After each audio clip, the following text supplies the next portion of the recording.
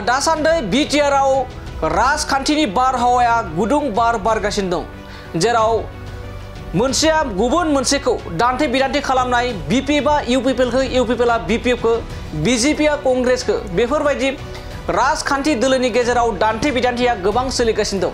आरो बेनि गेजेरावनो फिन आरोबाव रायखांबावदों खाम्फा बरगयारी आरो चन्दन ब्रह्म बिथांमोनखौ प्रहलाद ब्रह्म बिथाङा बिबुंथिनि गेजेर गेजेर मेथाइ खनलांदों। प्रहलाद ब्रह्म बिथाङा गान्देवला राजानि मेथाइखौ खनै खनै खाम्फा बरगयारी बिथांखौ रुजुनानै बाथ्रा बुंदों, अजद दैखांदों, बिथांनि सायाव आसि थुनानै बाथ्रा बुंदों प्रहलाद ब्रह्म बिथाङा, जेराव आथिखालाव गोबां मुंदांखा एबा बयजोंबो गनाय जानाय दोंसे मेथाइ गान्देवला राजा। गान्देवला राजा जानानै ओरै बाहां नङा होमबा?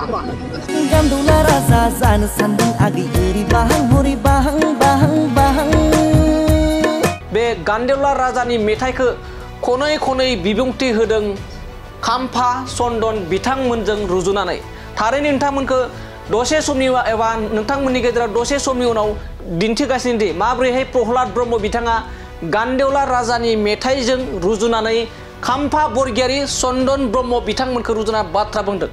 आरो बिथाङा बुंदों बिपिएफनि मावथिफोरखौ सांग्रां जानानै आरो जिंगासिनो नाङा होननानै बाथ्रा बुंदों, जे चन्दन खाम्फा थांनायखौ जेबो जिंगासिनो नाङा, जेराव खाम्फा चन्दन बिथांमोना गान्देवला राजा बायदि ओरै बाहां हजों थांहां बेफोरबायदि जादों होननानै अजद खालामदों बिथां प्रहलाद ब्रह्म बिथाङा। दानिया फैदो आथिखालनि गोदान मेथाइ जा गान्देवला राजाजों माबोरैहाय खाम्फा चन्दन बिथांमोनखौ रुजुदों जों प्रहलाद ब्रह्म बिथांनिफ्राय बिबुंथि होनाय बाथ्राखौ आबुङै नोंथांमोननो दिन्थिना लाग्रोनि। खाम्फामोननि फैलार बियो दायथ' लादों, मोजाङै मावना होनो हायाखै। दा दिनै गान्देवला राजा जानानै ओरै बाहां नङा होमबा? गैया, मालाबा बिजेपिआव थांनो नागिरो, मालाबा इउपिपिएलआव थांनो नागिरो, ओजोंबो लाजाया नंगौना नङा? गान्देवला राजानि ओरै बाहां बे सात जातिनि माने हाबा लागोन मागोन दै बारलांगोन लायनाय मेथाइ गैया होमबा?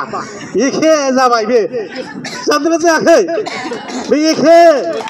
दा बे एखे बे गाना जि गोरोबफ्लेदों आरो मालाय गान लिरग्रादो मा सानना लिरामोनथाय खाम्फानि आखलजोंसो मिलायजोब्बाय। आं धन्यबाद होयो बे गान लिरग्राखौ, बा मा सानना लिरामोनथाय। खिन्थु बिनि दा चरित्रआ नङा होमबा? गान्देवला राजानि ओरै बाहाङानो जाखारबाय आरो मालाय।